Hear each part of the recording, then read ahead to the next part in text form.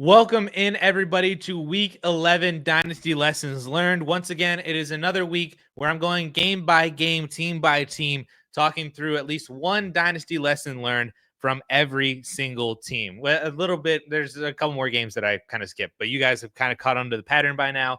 Boring games we don't necessarily talk about. But let's get right into it with the Week 11 Dynasty Lessons Learned. We can start with the Thursday night game of the Commanders versus the Eagles. On the Commander side of the ball, I really just wanted to talk about Terry McLaurin, not in really any kind of super like scared kind of way or anything like that. But he had a really bad night, 2 fantasy points, 1 catch for 10 yards, only had a 6% target share. But really, that's just because the Eagles defense and the Eagles cornerbacks, they hit on Quinyon Mitchell and Cooper DeJean. It's all I hear about now from all my Eagles fans that I'm friends with here in Central PA. But their defense is really, really good. And this secondary has now turned into one of the best, if not the best overall group in the entire NFL. So playing wide receivers against your Philadelphia Eagles defense is going to be really, really tough from here on out. And that's kind of like the thing that I have for the Eagles is that's really the main takeaway I have for Philadelphia. You can't really play wide receivers against them unless they're the elite guys. They do play the Rams this week, so I'm not sitting Puka. I'm not sitting Cooper Kupp just because of the Eagles matchup. But if it is anybody that's not like a surefire top 5 or top 10 kind of guy, probably best just to sit them against the Philadelphia Eagles. But back to Terry McLaurin real quick. I'm not advising to sell just based off of this Philadelphia Eagles game, but I think that this game is more indicative of how McLaurin's end of season could really go. They do have a pretty tough schedule for the rest of the year. They have where's he at? It's a below average schedule. They get Tennessee, then they still have a bye week in week 14, so you're not going to get him because of a bye in 2 weeks. And then they play the Eagles again in week 16. So that's semifinal week. Nobody has a first round bye or anything like that. Everybody's going to be playing in the semifinals if you're in the playoffs with McLaurin. And you're probably not going to be able to really count on much for him in that week. They do play Atlanta in week 17. So if you survive and get into the championship with McLaurin, that is a really good matchup. But you got to get there with Terry McLaurin. So this is one of those things. I think I mentioned it in the Dynasty Sell video before the trade deadline video as well, that now might be a time to explore looking at trading away Terry McLaurin. He's going to be 30 years old next year. This is the highest value he's ever had on Keep Trade Cut over the past 2 years. And the end of season schedule is kind of rough as well. So if he doesn't really have a good end of year, how does that translate into his offseason value next year at 30 years old? It just seems like maybe the smart dynasty thing to do might be to explore options for moving off of Terry McLaurin. I mean, if you look at where he's at on Keep Trade Cut, he's valued at at wide receiver 26, but he's right next to Jalen Waddle. He's around Tank Dell, T. Higgins, and Ladd McConkey are kind of in this range. Like if you can move over to one of those other guys, I don't think that that's necessarily the worst thing in the world. And if you still have McLaurin in your rebuilding and you can move him over to, Jalen Waddle especially, but maybe Olave, maybe Brandon Ayuk, maybe you can still get in on Rome Odunze before his value really explodes. Maybe it's JSN or Josh Downs or somebody like that. Those would be players that I would explore looking to trade Terry McLaurin for, depending on if you are competing or rebuilding. Clicked away from it. Steelers and Ravens game here. On the Ravens side of the ball, just to talk about him briefly, Lamar Jackson did not have a good game against this really good Steelers defense. There's really nothing to talk about from a dynasty perspective. You're not selling Lamar Jackson in dynasty. He's been fantastic all year. But I do know that anybody who has Lamar Jackson, and if you're looking ahead to your playoff schedule, you see that they are going to face the Pittsburgh Steelers again in the fantasy playoffs. I believe it is in the playoffs. Yes, it's week 16, semifinal week. Lamar gets Pittsburgh again. And I know I've already gotten questions a couple of times from people that they're looking ahead. They see, do they need a contingency plan for Lamar in week 17 because of the Steelers matchup? I'm not overly concerned about it. Lamar does only average about 16.5 points per game against Pittsburgh in his career. He's only played 5 total games against Pittsburgh in his career. For some reason, they've played 10 times during the course of Lamar being the starter, but Lamar's been hurt or inactive for some of those other games. So he's only played 5 games since Pittsburgh. averages 16.5 points per game. The one silver lining that I will share with you for Lamar versus Pittsburgh is that game will be in Baltimore, and Lamar's best fantasy performance against the Steelers was in the one home game that he had played against the Steelers. That was his 20 fantasy point game against the Steelers, was the one home game that he's played against Pittsburgh, was his best fantasy performance against the Steelers. So I think that's the one silver lining that you're looking at. I know I have Lamar Jackson in a team that I'm very hopeful will make the semifinals. I'm trying to get a first-round bye in that league. So if I get a first-round bye, I'll be in the semis in Week 16. I have Lamar Jackson.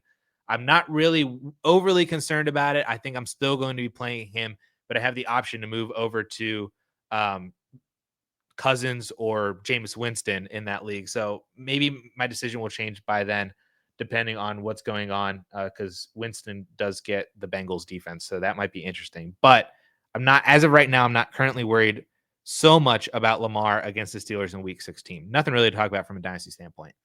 On the Steelers side of the ball, I mean, we're winning the Super Bowl this year. That's basically my only takeaway from this. We're winning the Super Bowl. The Chiefs got knocked down. That we're going to beat the Bills. We can beat the Ravens in the playoffs again as well. It's just we're winning the Super Bowl. But from a more realistic dynasty take, not from a Steelers fandom take, there really isn't much to talk about from the Steelers that we don't already know. Continue to buy George Pickens. Najee Harris was in my dynasty deadline sell video just because I think that he's more touchdown dependent, more volume dependent. Their schedule is really rough. So if you can move off of Najee Harris, especially because he still had a pretty solid game for fantasy this past week against Baltimore, if you can do that before your deadlines, if they're this week or next week, I would be looking to sell Najee Harris. Really nothing else to talk about from a Steelers standpoint for fantasy football. I keep clicking off of. Jaguars and Lions game. I didn't learn anything from this game because it was an absolute smackdown. I didn't change the text last week. If you watched this video last week, didn't change the text this week because I didn't need to, because it was an absolute smackdown. The Lions put up 50 points on the Jaguars. Nothing really to talk about. I mean, Amon-Ra was great. Jameson Williams was great. David Montgomery was great. Jahmyr Gibbs, also fantastic. Jared Goff, fantastic. Every single Lions player is really, really good. And on the Jaguar side, ETN continues to suck. You're just not going to start him. I don't really want to talk about what to do with him from a dynasty standpoint because I don't really know. We at least got a sign of life from BTJ. He put up, I think it was like 5 for 80 or something like that. So with Trevor Lawrence now getting shut down for the year, BTJ could potentially still have startable weeks with Mac Jones like he just had against the Lions. So we at least got a sign of life from there that he's not completely irrelevant with Mac Jones. Ingram is still a very solid startable tight end as well. He had like 5 for 30 or something like that. So from a tight end perspective, not terrible. Still a startable tight end every single week because he'll get the volume. Rams and Patriots game. On the Rams side of the ball, Puka Nacua is really, really, really, really good. 7 for 123 and 33% target share, basically tied with Cooper Kupp for targets. In my wide receiver dynasty rankings video from a couple weeks ago, I had Puka in my tier 2 for wide receiver rankings, but I only said that he was in tier 2 because he was hurt for the vast majority of the year and was still basically hurt up until that video. But basically, since he's come back and he's been healthy, he's been fantastic. He is a tier 1 wide receiver in Dynasty now. I think he's on wide receiver 8 on Keep Trade Cut. I think that's a little bit low. I would have him ahead of Marvin Harrison. I would definitely have him above AJ Brown at this point because of age. And now he's entering that CeeDee Lamb, Nico Collins range as a borderline top 5 dynasty wide receiver.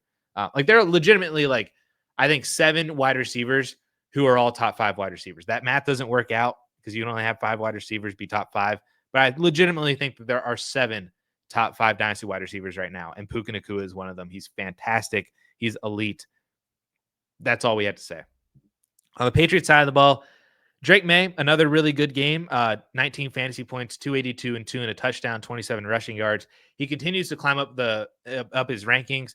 I know whenever I made my quarterback rankings video that I had him at QB 16, and people said that was one of my misses from the video, which I do understand. A lot of people just seem to be really, really high on Drake May. Rightfully so. I think he deserves to be. He is a top 12 quarterback for me now. He was not a couple weeks ago, but after a couple more weeks, he is and has climbed into my top 12. I've still seen people, I think, that are just still slightly ahead of where I am. Like, I think I've seen people as they've ranked him as QB7, QB8, QB9. I'm still just not there yet because I think that you're putting him above quarterbacks who have done it, and maybe they're just not producing well or producing well enough right now, like Kyler or Jordan Love, or anybody kind of in that kind of a range. Justin Herbert, maybe. I think if you're putting Drake May ahead of those quarterbacks, I still think that's a little too early, but he's definitely on the trajectory to do that. And I would be still looking to buy Drake May if you can get him for a reasonable price.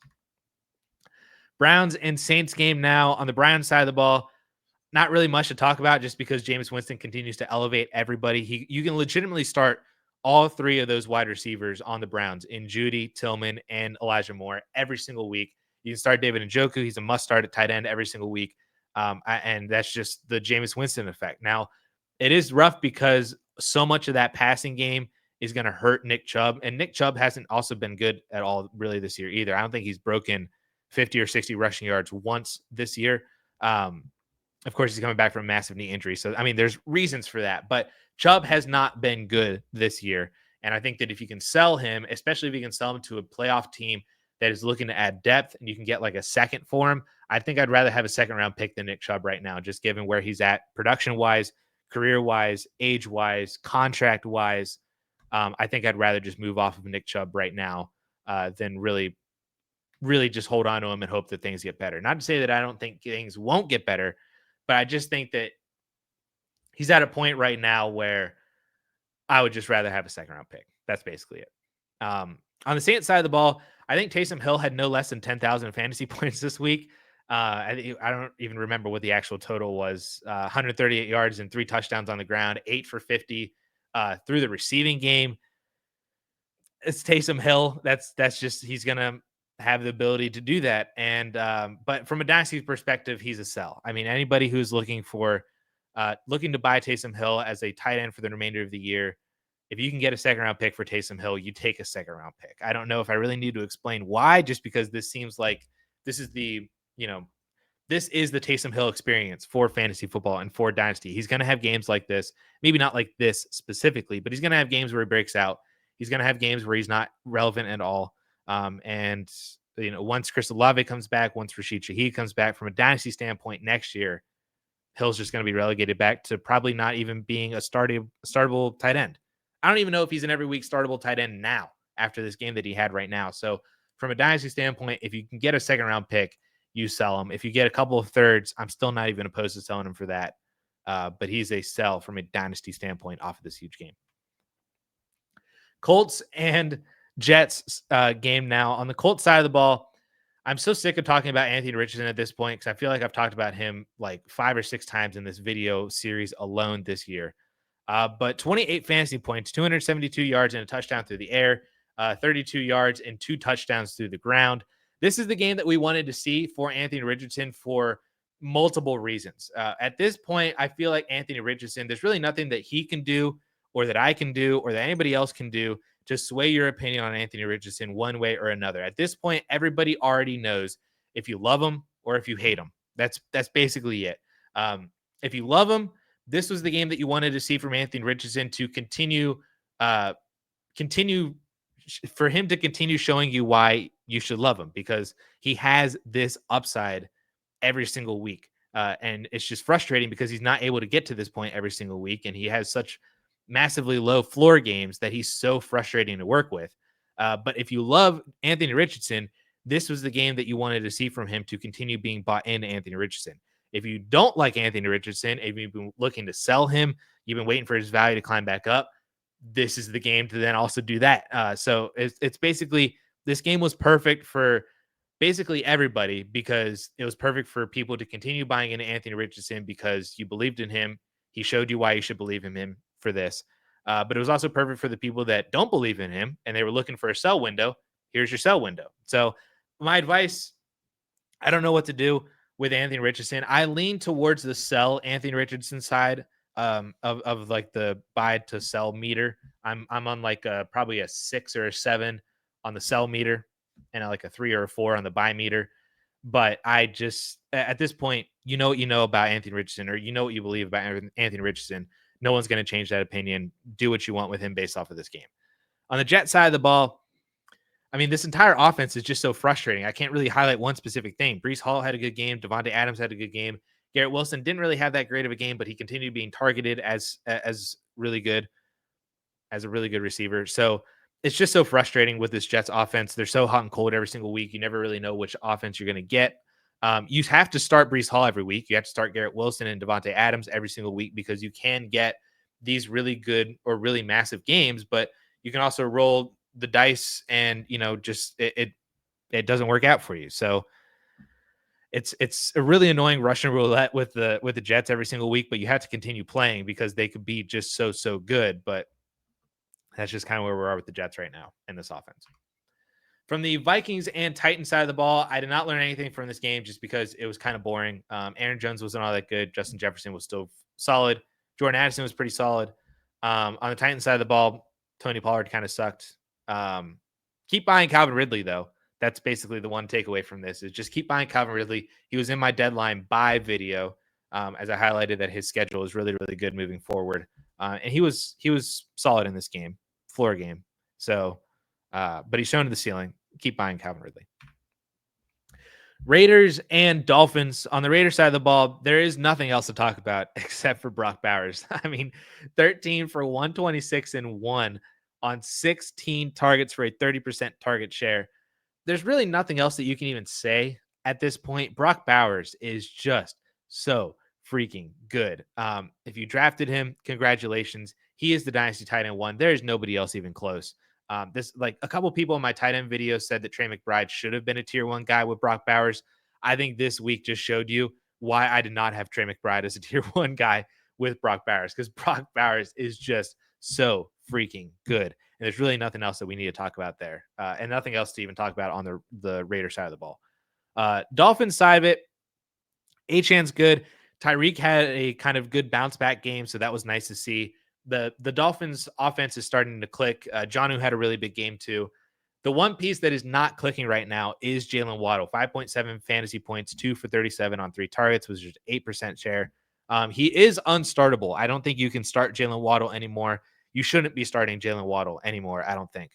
And I empathize with people that have Jalen Waddle on their team because I have him on a couple other teams. He's been super frustrating, but I would advise holding on. Just hold on a little bit longer with Jalen Waddle because, like I said, the offense is starting to click.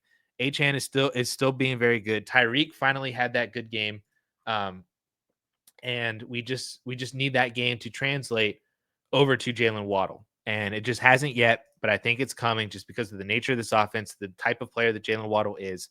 So hold on if you still have Waddle. Don't start him, but keep him. And if you don't have Jalen Waddle, I would be trying to buy him. Even as a contender, I would be trying to buy Jalen Waddle. Again, like if you can move off of McLaurin and go get Jalen Waddle, I think that's a win for you for Dynasty with minimal effect, even still, I think, to your points per game, because I don't expect Terry McLaurin to be ultra amazing over the second half of the season or the last like 4 or 5 weeks here. But Jalen Waddle has that ability that if he has those 1 or 2 spike weeks to end the year, that he could kind of get back into being a top 20 Dynasty wide receiver. He's still super young. Next year could be a completely different story. I'm still buying into Jalen Waddle from a Dynasty perspective. Packers and Bears game now. On the Packers side of the ball, Josh Jacobs has been on a roll recently. I mean, he's had 3 20-plus fantasy point weeks over his last 4 games.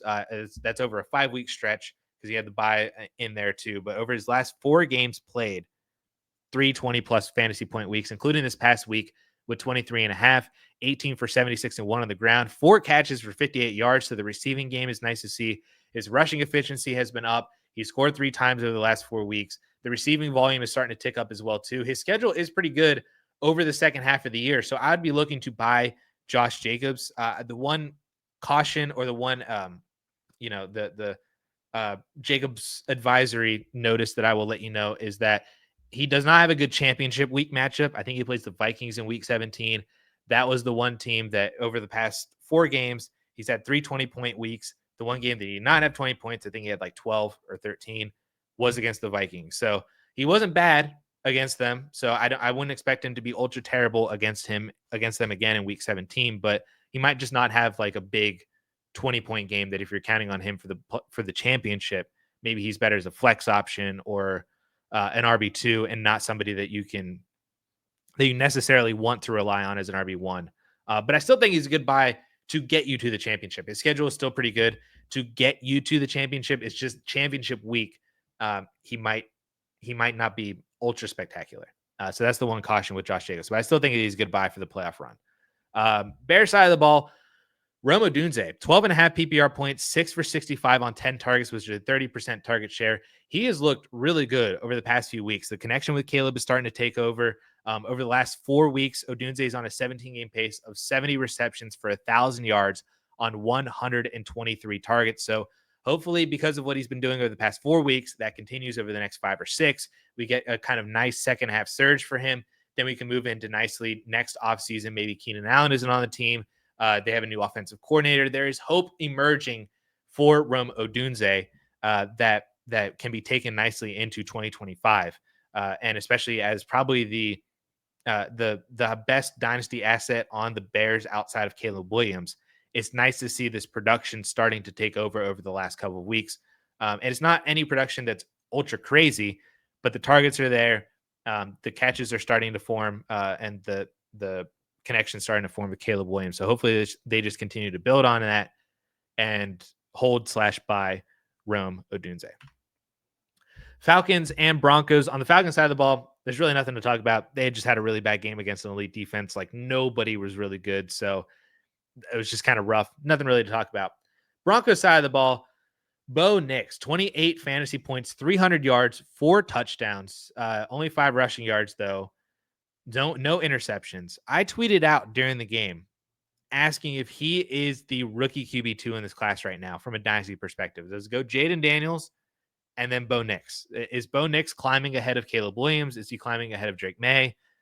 Personally, maybe he's not QB2, rookie QB2. Maybe you don't have him placed as the QB2, but you have to believe that it is definitely a conversation. He has been phenomenal over the past 6 or 7 weeks, essentially. Basically, since the start of October, he's been great. Since week 5, he's on a 17-game pace of 4,000 passing yards, 32 touchdowns, and 5 interceptions, while also rushing for 450 yards and 5 touchdowns. That is over the last 7 games.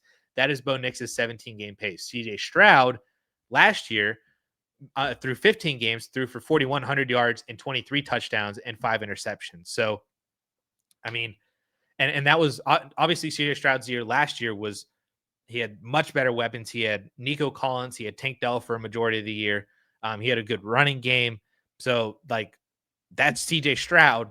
Now Bo Nix is doing this with Cortland Sutton and Devon Vele and, Troy Franklin and Marvin Mims and an inconsistent run game with Javonte Williams and maybe Audric Estime, maybe not Audric Estime. And Bo Nix also runs. So there's also that from a fantasy standpoint too. I just think that people need to realize what Bo Nix is actually doing, and start to actually buy in, because his value is lagging behind. Because I don't think people still think that he's for real. I think that people are still looking at Bo Nix as the inferior quarterback prospect, and we need to remove that. We really need to remove that from the equation because of what he's been doing at an NFL level over the past 7 weeks. And imagine what he could do once he gets more weapons. So I'm buying into Bo Nix. I don't know if I personally would have him as my rookie QB2 behind Daniels, but he is certainly in that conversation and is most definitely a top 12 dynasty quarterback. There are 4 rookies in this class right now valued as top 12 dynasty quarterbacks. All 4 of them I think are great, have really great futures ahead of them, but you need to include Bo Nix into that list. He needs to be there. Seahawks and Niners side of the ball now. On the Seahawks, Jaxon Smith-Njigba, 21 fantasy points, 10 for 110 on 11 targets, 33% target share. This is now 2 weeks in a row that JSN is absolutely demolished for fantasy football. And honestly, even over the course of the entire year, he's been pretty good. Since week 2, his 17-game pace is actually 110 catches for 1,250 yards and 6 touchdowns on 160 targets. That is JSN's 17-game pace since week 2. That's essentially like Deontay. That's like what Deontay Johnson was doing. What I think people want Zay Flowers to kind of do, or what Zay Flowers is kind of doing right now. JSN is starting to do that, and he's starting to take over this the wide receiver 2 role, or the wide receiver 1B role that everybody was hoping for. Grubb is really opening things up for JSN. Tyler Lockett has really taken a backstage role into a lot of stuff. He's really fallen behind. Metcalf is still relevant, obviously. Kenneth Walker is still the alpha, but JSN is really coming into his own. And I think that people need to start catching on to what he's actually been doing, not just over the past couple of weeks, but over the course of basically the entire year. And he is forming into the wide receiver that everybody had thought and hoped that he would be when he was coming out of college. On the Niners side of the ball, Jauan Jennings, I mean, you want to talk about, they basically paced each other. 25 fantasy points, 10 for 91 and 1 on 11 targets, 39% target share.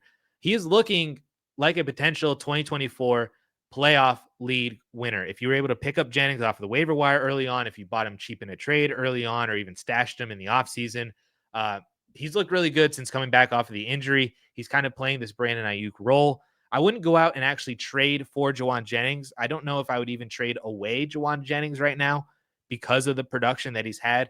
I think that he's just a nice hold. He's a guy that is filling, a gap, filling a void for you. He's doing essentially more than what you wanted him to do.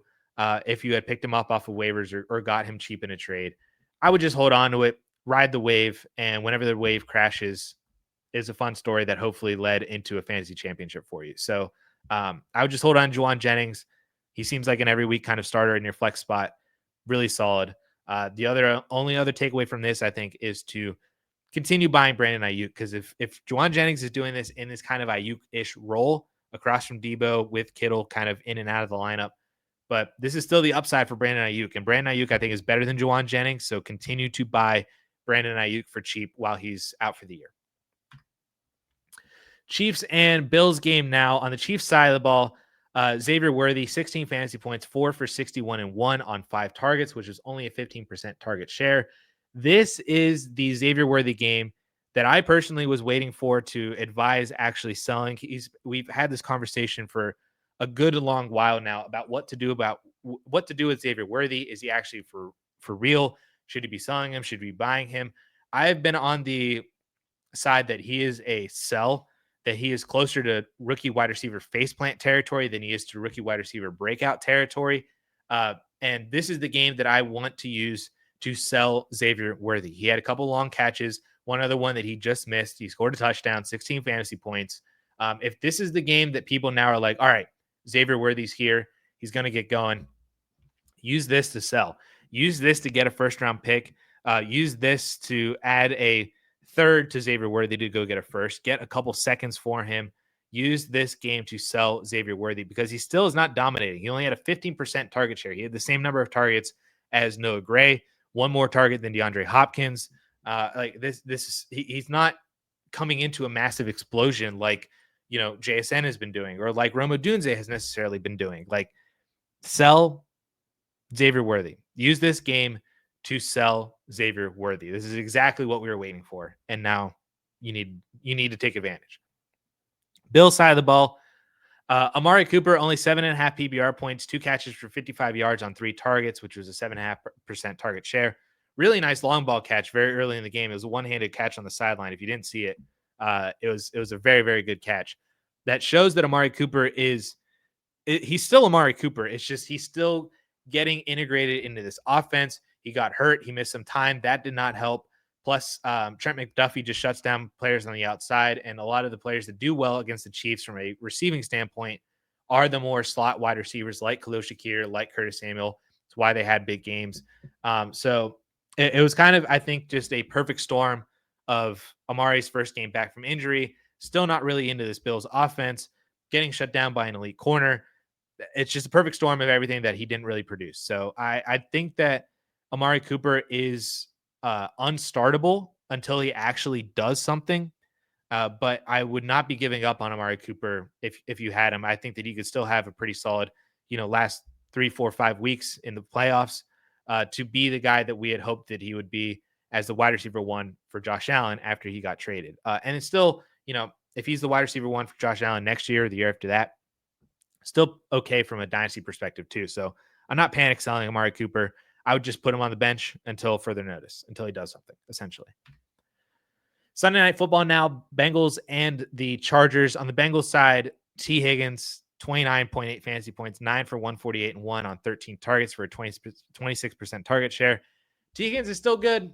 He's proving that he's an extremely talented wide receiver when he's healthy. He just needs to stay healthy. That's been basically the story of this entire season, is that T. Higgins has been great when he's healthy. He's a must start when he's healthy.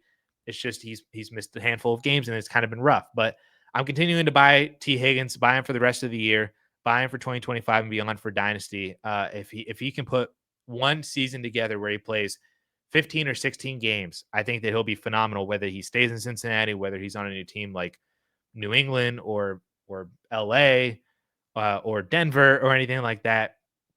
I still think that T. Higgins in and of itself is a very, very talented wide receiver, and he's going to be very good for the rest of the year, very good for Dynasty. I will keep buying T. Higgins if I can. On the Chargers side, we have to talk about Ladd McConkey. I am taking the L on Ladd McConkey. He's definitely a very good wide receiver. He's in a good situation as Herbert's wide receiver one. Chargers are throwing a lot more than I'd certainly expected that they would coming into the year. 18 fantasy points, 6 for 123 on 9 targets for a 25% target share. I'm taking the L on McConkey.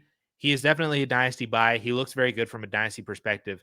I'm not fully 100% bought in. I'm like 95% bought in. I'm still slightly hesitant because I don't know if LA plans to bring in a more alpha wide receiver one, like an outside type of guy, like a legitimate outside wide receiver one. Quentin Johnston has been all right in that role. He's certainly, over exceeded expectations this year, has caught a tremendous amount of touchdowns.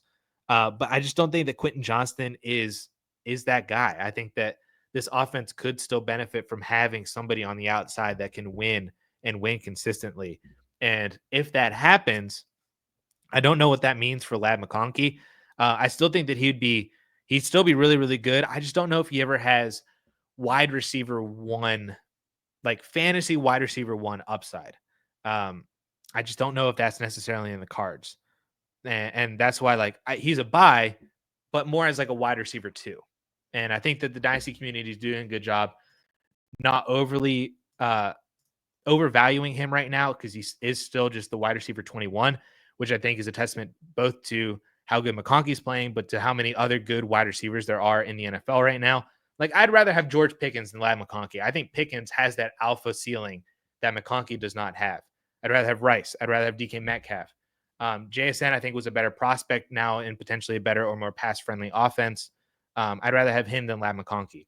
Then you get to like Reed and Odunze, and I'd rather have T. Higgins than Ladd McConkey. Again, that's a ceiling thing. And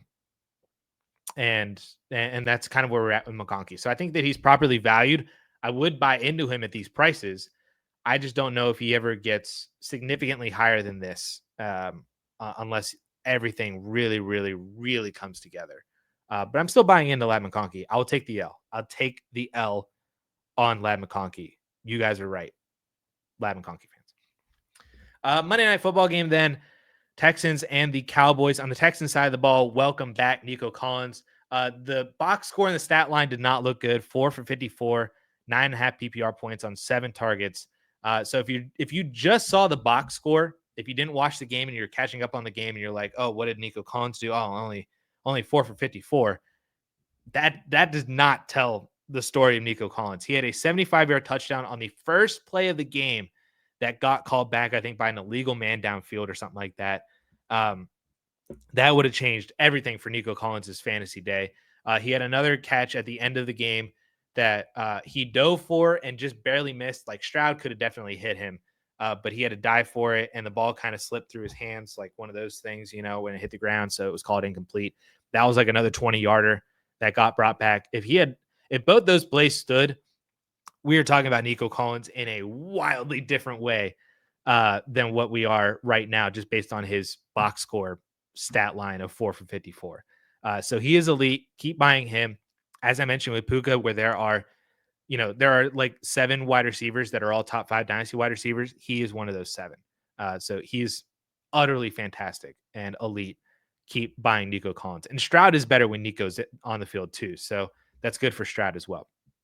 On the Cowboys side, CeeDee Lamb, we got a massive sign of life from CeeDee Lamb. 17.3 PPR points, 8 for 93 on 12 targets for a 22% target share. This is, I think this is the game that people wanted to see with who had CeeDee Lamb with Dak Prescott out, because we just wanted to see that Lamb was still going to be an uberly targeted wide receiver, which he was, 12 targets. And we just basically were hoping that Lamb was going to survive on volume and his sheer talent, which happened in this game. Touchdowns are going to be hard to find, but pure volume, pure talent from CeeDee Lamb should hopefully get Lamb to being a 15, 16, 17 fantasy point per game kind of guy, especially if he scores once or twice over the next 4 or 5 weeks. That would be even better. That's a cherry on top. But at least for now, I wouldn't be selling CeeDee Lamb. I'm still buying into CeeDee Lamb if you can get him. I would still love to buy CeeDee Lamb for cheaper if people are still panicking. Contenders are still panicking about him. But at least for now, it seems like CeeDee Lamb is still a viable, I wouldn't say an every week fantasy wide receiver one, but a top 15 guy every week. I think that's where CeeDee Lamb is. The schedule is really solid for the rest of the year too. They do play Philadelphia in championship week in week 17. So that one, like I have CeeDee Lamb on the same team that I have Lamar Jackson, where I talked about earlier, where I'm not overly concerned about Lamar in week 16 on that team. I am kind of concerned about CeeDee Lamb in week 17, the championship week. I might try to see if I can sneak somebody for a week 17 matchup, and replace Lamb for that, because that was who he played last week. He was terrible. He had 5 for 21. Philly just shuts down every wide receiver. They demolished Cooper Rush defensively too. So I am slightly concerned about championship week for CeeDee Lamb. But again, you got to get there. And I will continue to buy him, at least from a dynasty perspective. And it seems like he could be still pretty solid from a fantasy perspective for the second half of the year. So that is it then from a lessons learned for week 11. Appreciate everybody for watching. If you got to this whole entire point, appreciate you sticking around. We will be back again next week for week 12 dynasty lessons learned. And of course, the Friday AMA this week at 12 p.m. Eastern time, where you guys can come in, hang out, ask questions, and we go for like 2.5 hours. So appreciate everybody. Hope you have a fantastic rest of your day, and we will catch you guys in the next video. Peace.